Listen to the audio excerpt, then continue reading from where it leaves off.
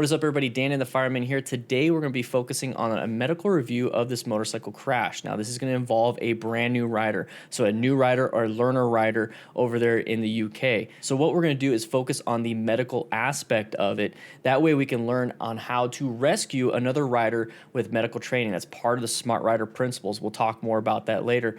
So the main goal of this is to learn. So let's watch what happened. It's about 6 minutes. You go ahead and skip around if you want. I do have timestamps in the description to go straight to the medical aspect, but let's go ahead and focus on that and do better ourselves.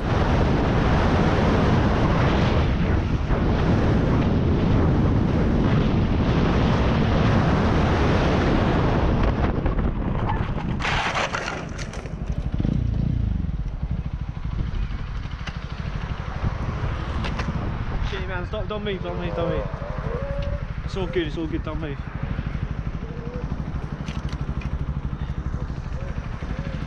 You all good? Shit. Don't move, man, it's all good. Don't move your head too much, alright? Where's it hurting? Where's it hurting? Have you just got winded? Yeah, he just threw the fence, I think. Alright, do you want to stay there, watch your hands.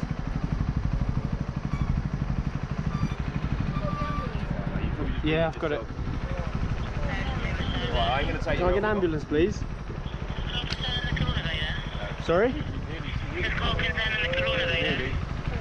No. Right, just lay there flat, mate, you're alright. Emergency, is the patient breathing? Yes, he is, yes. He just had a crash on a motorbike. Oh, he's had a crash, right? Is the patient awake? Yes, he is. His just legs hurt a little bit. Okay, so we exactly what happened. Your leg? I think... Whitehall Road with RT. On Whitehall Road we are.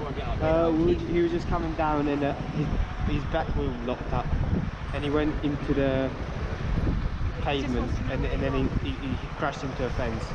I can't So he got a leg injury. Yeah, just his leg. Yeah, we're good, mate, we're good. I think he just winded himself. Cheers, mate, anyway, Right, thank so you. ask you some questions, okay? Yeah, that's fine. How's your leg? Yo. You're all okay then? Location. Can you just give that to me, please? Your lungs. Where are we? Whitehall Road? Whitehall Road at the end of Old Heath. At the end of Old Heath. Old And we're on the Yeah. road, so you can't miss it. We're in the road, just outside Valentine Gym. Outside. Valentine Beyond, Gym. you have to go beyond towards Old Heath Road. Towards Old Heath Valentine, Road, yeah. Is that Yeah. Valentine with a B? Yeah. It's all good, bro. It's all good, man. Can you see a house number or anything close to A house number? No, I can't. Just tell him to get to Old Heath. Yeah, as soon as you get to Old Heath, you'll see us here on the road.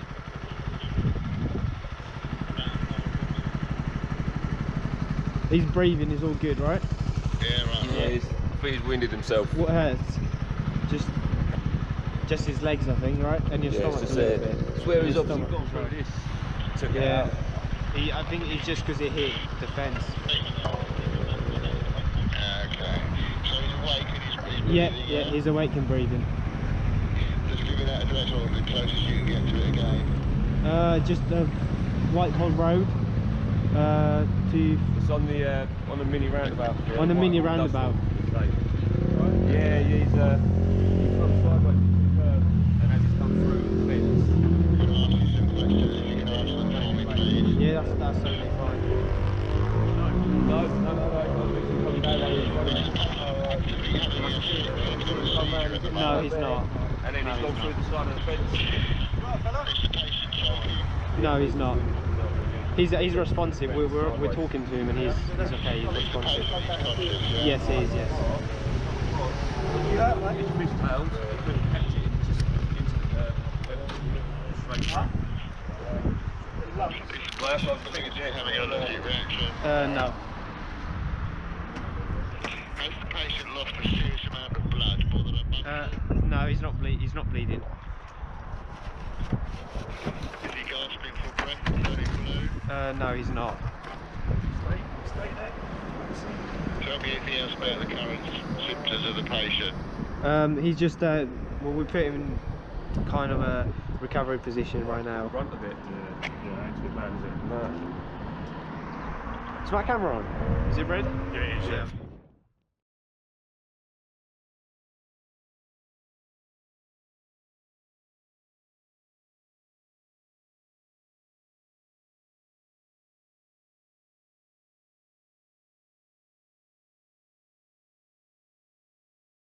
So now that you saw what happened, I do want to share a little bit more context around it, some little bit of afterwards, and there's going to be something on the right side of your screen. It's going to look a little graphic, so heads up, warning, this is going to be the stapling of some of the injuries. So I want to read from the email that way you have a little more context, okay? So a bit more context on the video. In no sort, way, or form, I want to hide that it was totally our fault from the excessive speeds and his fault for the overtake on the corner. The main purpose of me posting the video was to spread awareness on what happens when the road rules aren't followed and how inexperience can change what was meant to be a sunny and joyful day in the worst day of my life. He says I was in shock and I froze when it happened. After the crash, I didn't even remember calling the ambulance or talking to them. And that has definitely been a wake-up call for our whole group. The rider Zach was in a coma due to 2 of his ribs breaking and perforating his liver. So due to his surgeries, he was placed in a medically induced coma. His other injuries are right thumb broken and also his leg. He is also having to relearn to walk. Okay, so some points about his bike. His ABS has failed to work on his rear brake, and the rear tire was brand new, only 1 to 2 days on it. I know speed was the main factor of the crash, and I hope that the people that watch the video will all learn from it, okay? That's the biggest thing there, guys. I want you guys to learn from this. Let's keep all the negative comments at bay. If you have nothing nice to say, let's not say anything at all. We're trying to learn from it, okay? So let's go ahead and take a quick look right here. It says medically he's recovering now and soon needs to relearn to walk. And now this was back in the end of May, so hopefully by then, if you're watching this, you're doing fine. But let's go ahead and jump into this. Let's go ahead and figure out a little bit more of what happened. Remember, we're going to focus a little bit on the front, and then we're going to talk more about what happened afterwards. All right. So right here, this is the moment we overtake us as the camera. We're going about 56 miles per hour. This is the UK. They utilize miles per hour. So the rider on the right is probably doing about 60 in an area that you probably should not be doing. Now, we already talked about that. Speed is definitely a factor here, but let's go ahead and focus on kind of how this locked up and what we're doing, why we slid, and why we couldn't maintain the curve. And right here is when that rear tire locks up. So a little too much rear brake on that. Now, we talk about that all the time during these live streams and our videos. Remember, rear brake is not going to offer a lot of braking power, especially when you start to decelerate, which is braking or engine braking or anything that's going to slow us down. You're going to get more weight on that front tire. More weight on that front tire means less braking power with the rear tire. So that's when you need to start utilizing more and more front brake power. Now, we're going a little too fast in the turn. Now, right here, trail braking and a few other advanced techniques could help you, but if we minimize any of the need for advanced braking, then we should just follow slow, press, and roll. Do some more of the beginner stuff, okay? So they already understand that. They get it, but that's why you didn't stop on a dime. That's why it shows that it's locked up. A lot of that weight's on the front tire. That rear tire just locks up, and it's just going to keep sliding. So let's move forward a little bit more. So you're going to hit that curb. That's going to cause a huge, disruption in your balance, and it's going to sling it forward. This is what you call a high side. So there's loss of traction, and then a grab traction right there, and it's going to launch you forward, okay? So high sides can happen with a curb or no curb, on the road, no road, all these different things. It can happen. So it could start off as a low side where you're just going to get a lot of abrasions and some impacts, and then it can turn into a high side where you get a ton of impacts and you're going to start tumbling. The one thing that really caught him, though, was this fence, okay? So a sudden deceleration and the fence actually impacting the ribs, that is blunt force trauma, whether it's the guy with a bat hitting you or you running as hard as you can or riding a bike and sliding into a piece of wood. It's kind of the same concept, but 70 miles an hour bat swing into your ribs, you're going to perforate your liver or you're going to just, damage a lot of stuff. Now, a liver is a solid organ, okay? So a solid organ means there's a lot of blood flow going through it. So if you perforate it, that means puncture basically with his ribs. His ribs broke and punctured. You're going to have a lot of internal bleeding. It's going to be very painful. You're going to feel a lot of it. So I can't imagine what he went through right there. But very, very dangerous. And this is why we need to be extra careful when we're riding, because armor won't protect in that spot. That is like the one spot where gear would pretty much not protect. So you got to be very, very careful and minimize as many factors as possible. So speeding, going through the turn, in traffic, not having the right experience, those are all different factors that led to this crash. Now that we have that understanding, now from here, the moment we realize that this is what's happening to our buddy, what do we do? Now, this is where your training should kick in, just like if you were training to, navigate this turn, slow look, press and roll, trail braking, all the practice you've been doing. So your training should be kicking in right now with your medical stuff. Now, if you don't have any medical training, I highly recommend you go to accidentscene.org, take the Accident Scene Management online class. You're going to get $5 off with code DDFM.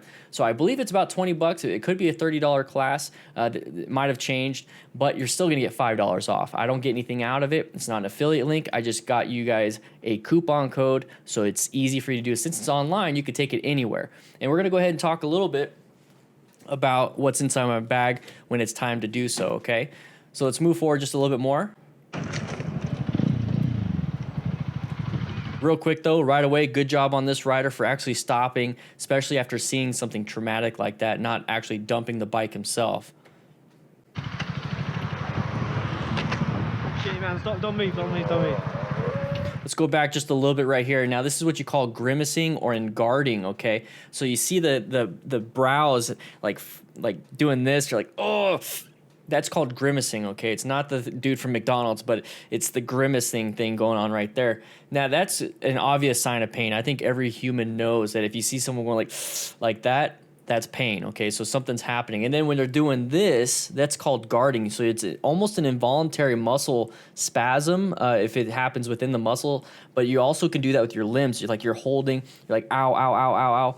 You're doing that. That right there kind of directs the area of the most pain. Now, you could have broken bones everywhere else, but this is the most pain, like in this area. It did say that he had a broken leg and thumb, so those aren't actually the biggest things that are causing him pain. The biggest thing that's causing him pain is that liver, which right now we don't know about.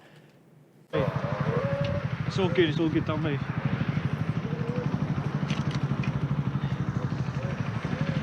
You all good? Shit. Don't move, man, it's all good. Don't move your head too much, alright? Where's it hurting? So right away, what this man is doing is an assessment. Now, the assessment is basically just trying to gather information. You can gather really bad information, or you can gather really good information. The good information you want to get is basically what's hurting, what's your name, do you know where you're at, can you breathe? And if they're talking back to you, that they're obviously breathing. If it's short, choppy sentences, broken rib, that could really play into it. If he says, I have trouble breathing, you're gathering this information. The main thing is we're trying to figure out what is a life-threatening problem, okay? So we can't do much here, even with my med kit that I got, because we don't have surgery. We're not in surgery. We don't have crazy equipment that EMS has, okay, emergency medical services. What we have is enough to keep, hopefully, the person alive until EMS shows up. And then EMS, all they're doing is trying to keep you alive until you get to the hospital, where the ER doctors are trying to keep you alive until you can go into surgery. And then from there, it's all this, way past what I know.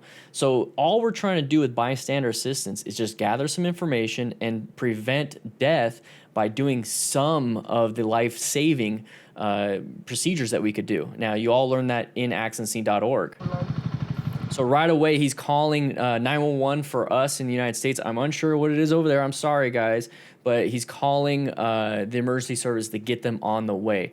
That is key. That is absolutely key. That's part of the chain of survival, is you get these resources going right away. So call. Whether it's like a very bad one like this one, it's obvious, or if it's just your buddy that low-sided, still call, because you can always cancel and refuse service when they show up.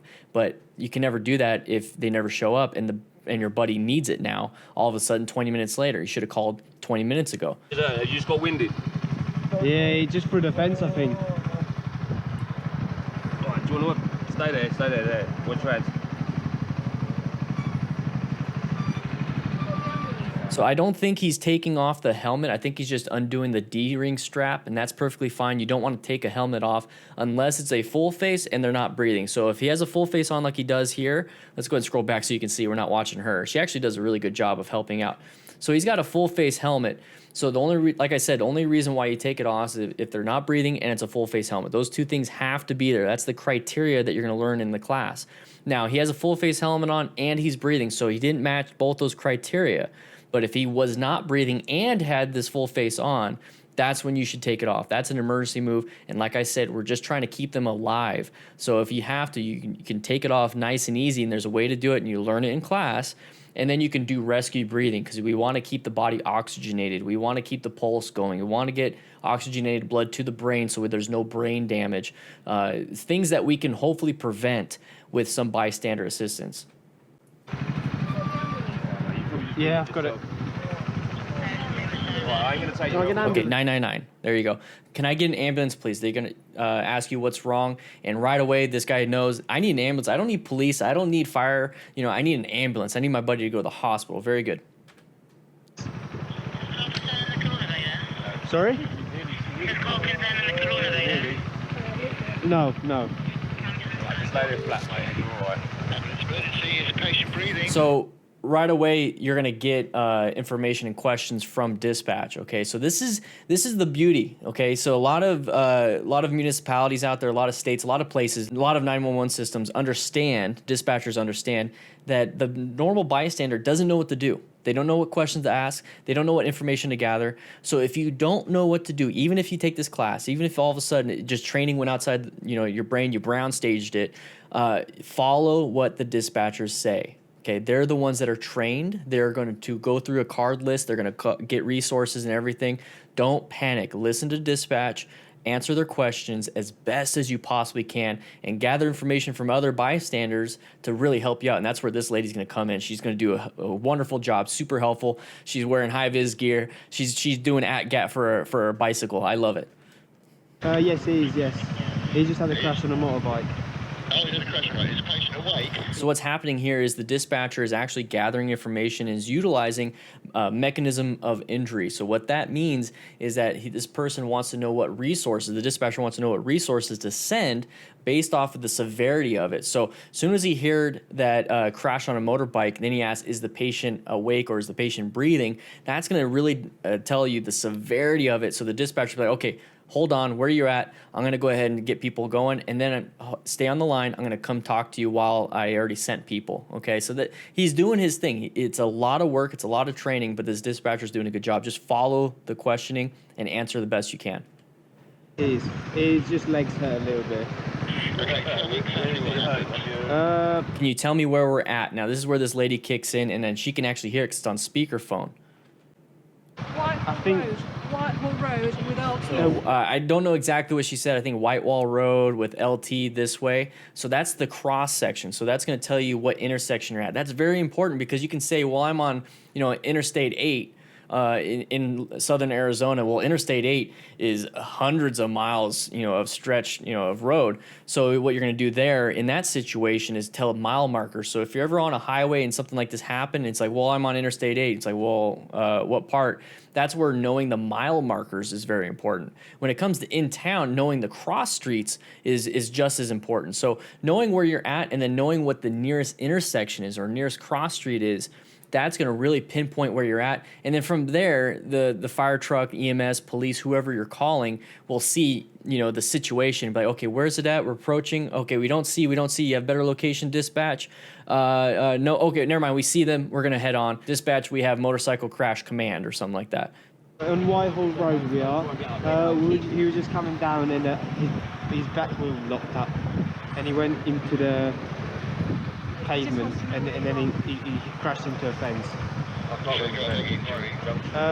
Yeah, just his leg. So right now it's just his leg, what type of injuries. So the pain kind of subsided a little bit in the chest because probably like a muscle spasm with the broken ribs because you do have intercostal muscles, the muscles in between your ribs and everything probably spasm when they broke, and now they're starting to relax. So now he's starting to feel his leg, maybe his hand.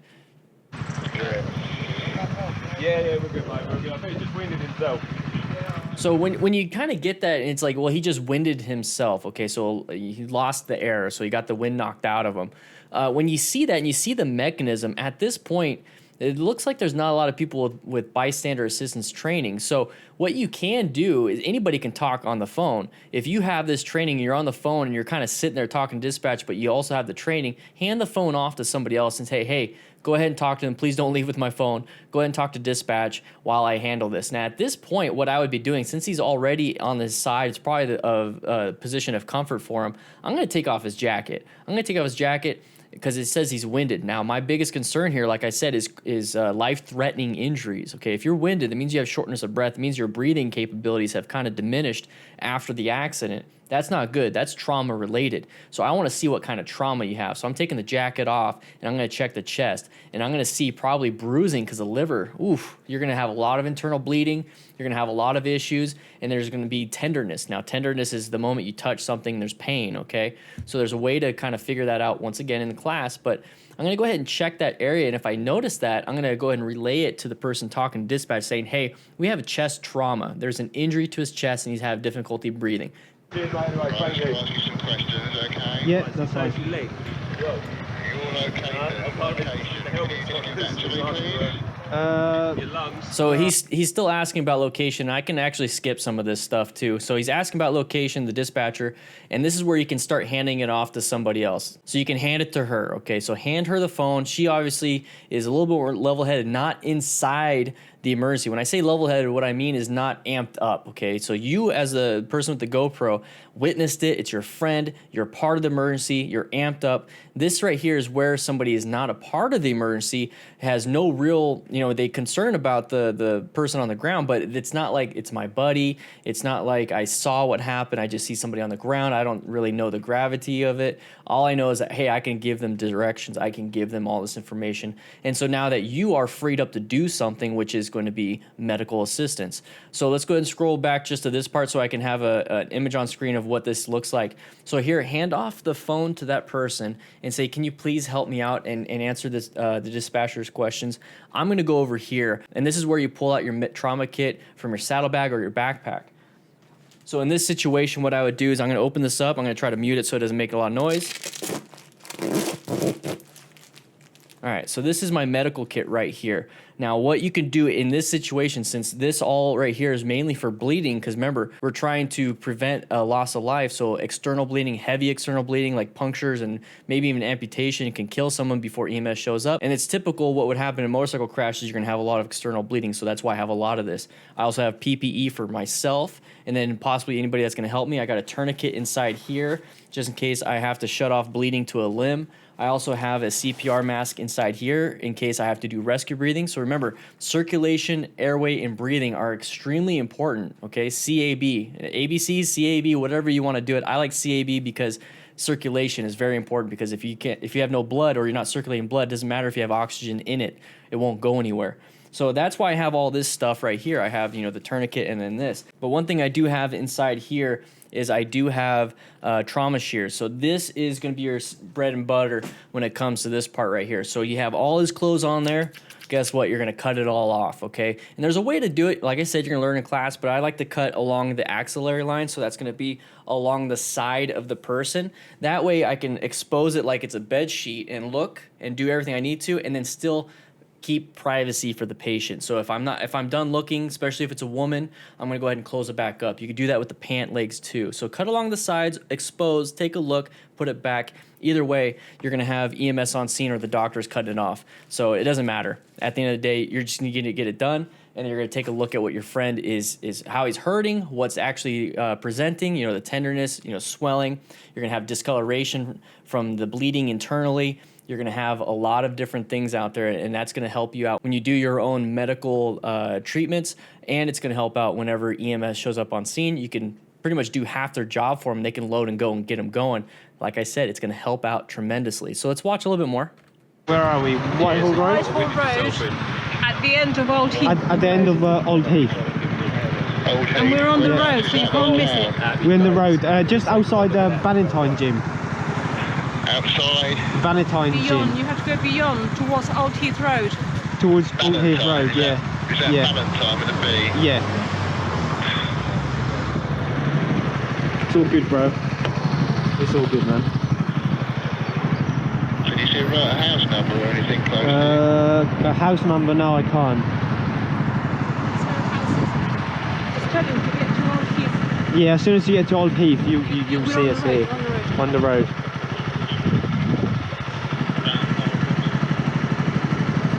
He's breathing is all good, right? That right there Yeah, is right. a good sign. The simple fact that he's able to sit there, hey, you breathing, you good? All right. So he has a thumb up. That means he's actually alert to what's happening. He's listening to what you're saying. He's able to put himself and orient himself into the situation. So that means he's alert. So this is very good signs. And when I talked about exposing the patient, if there's no bleeding or anything like that, there's not much you can do. It's not like you can stop the bleeding internally. That's what surgery is going to do. If there was bleeding externally, let's say a puncture from the wood, and all of a sudden there's a lot of blood flow, that's when you can start packing the wound. That's when you could stop the bleeding with pressure bandaging. That's when you can use tourniquets and everything. In this situation, there's not much you can do, and I don't want you to feel like you have to do something. If you can't do something based off of your training, then you can't do anything until something presents itself, like all of a sudden he stops breathing. Then if you have the training for rescue breathing, let it kick in. But I'm happy that there's nothing we could do. Like, I'm extremely happy. I'd get patients all the time saying, I'm so sorry we called you. There's nothing. It wasn't a big deal. It turns out it wasn't a big deal. Sorry, sorry, sorry. And I would just be happy. Even if it was at 2 in the morning, I'd be happy to tell them, so, you know what? I'm glad it wasn't, a gunshot, or I'm glad it wasn't, a bad cut on your arm and you had to go to the hospital. I'm just glad. And I let them know that. So I'm happy that nothing crazy bad happened right now before having to go to surgery. Now, he was in a 2-month coma because of the incident, but that was after the fact. Right now, he seems to be doing good, and that's all we can hope for. I think he's winded himself. What hurts? Just his legs, I think, right? And your stomach a little bit. It's where he's Your obviously stomach. gone through So this. based on that mechanism going 60 miles per hour into the chest on an object that did not move, when everything else broke away and he didn't move on this very strong corner post, that's going to really tell you a lot. So this is why knowing anatomy and physiology, especially if you want to get into EMT or EMS or anything like that, anatomy and physiology, knowing what is right here and what type of injuries could happen right here is very important. So whenever I see somebody right here in this area, ooh, baby, that's the liver. You don't want to mess with that. You don't want to mess with the liver, okay? You bleed out quickly depending on how bad it is. So that's why knowing a lot of this stuff is very important. Plus, it'll kind of give you some reassurance of knowing what you're doing. Okay, when you show up on scene, you know all this information. It's pretty easy. Just like how when you're out riding, it's like you are very experienced. It's like riding's easy. When you first start, it's like, oh crap, what's going on? I have to focus on so much. So more and more practice, more and more training with your motorcycle training and your medical training will make you a huge asset to your local motorcycle community. I think it's just because it hit the fence. Okay. So he's awake and he's breathing. Yeah, he's awake and breathing. Just give me that address or the closest you can get to it again. Just Whitehall Road. It's on the mini roundabout. Yeah. On the mini roundabout. Yeah, he's come sideways into the curb, and as he's come through the fence. Can I ask you some questions? You can answer them for me, please. Yeah, that's totally For fine. anybody saying, why didn't that rider stop?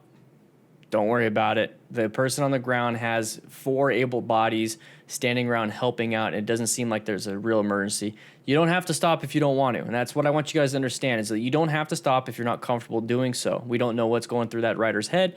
We don't know. So don't feel the need that you have to stop and help somebody out if you don't feel like you're confident enough or it's safe for you to do so. No.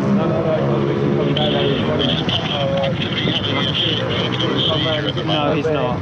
And then he's gone through the side of the fence. No, he's not. He's responsive. We're talking to him, and he's okay. He's responsive. Yes, he is. Yes.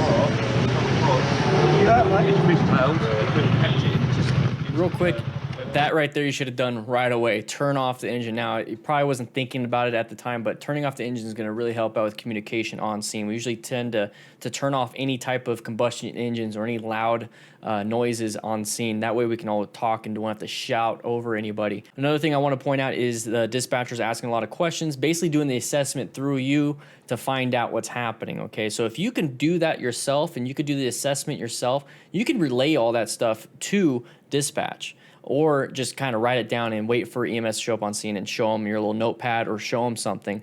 to kind of give them more information. So get down his name, get down his age, get down where he lives, get down his chief complaint, which is going to be his injury to the chest, but then also some of the other stuff, injuries to the legs and his broken thumb, shortness of breath, possibly, just a bunch of different stuff. You'll learn it in class. Trust me, you want to take it, okay?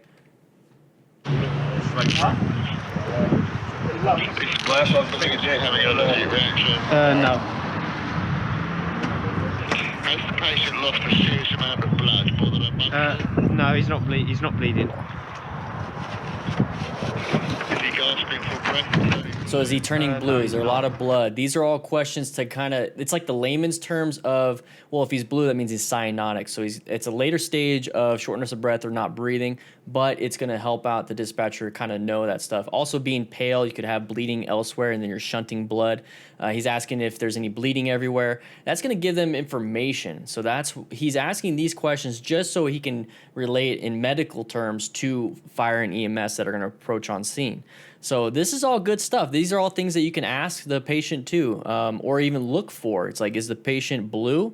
That means shortness of breath.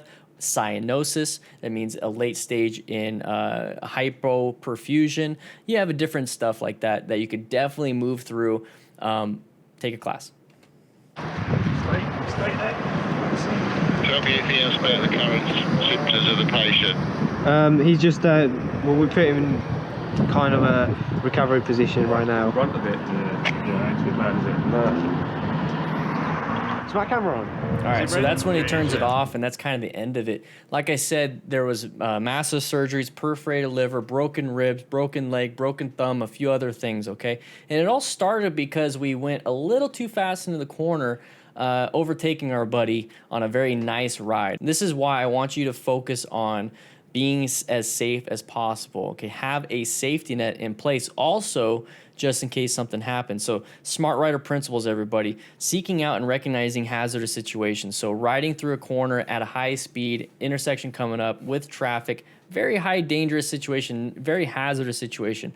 We should kind of bring that down. Ride without an ego, okay? So put our pride aside, put safety first. Secondly, maintain our fundamental skills. A little too much rear brake on that one is going to cause you to slide, because remember, when you apply any type of braking pressure, engine braking, rear brake, front brake, whatever it is, deceleration, you're going to put more weight on that front tire. More weight on that front tire means the front brake is more powerful, and it also means the rear brake is less and less and less and less powerful the longer you do it. Now, you still want to use both, but also remember you need to navigate these turns, okay? So slow press and roll, advanced techniques into trail braking, and a few other things. If this is a learner on a learner permit or had the L plate on, I don't know how exactly it works, probably slow look and press and roll is going to be the thing you need to do, okay? So I do have videos on all these different things that I'm talking about, so you can at least watch them, kind of understand more in context what I'm talking about. So the A on Smart Rider is acquiring and utilizing personal protective equipment, okay? So that feathered down jacket, winter gloves that aren't motorcycle related, don't offer that impact protection, does not offer that abrasion resistance like a motorcycle jacket and motorcycle specific gear could do. Now in this situation, having that rib brake where the liver is, gear's not going to help you in that one. This was just one of those freak accidents that would have still broken that ribs, but it might have prevented the knee or the leg breaking or the leg injuries, okay?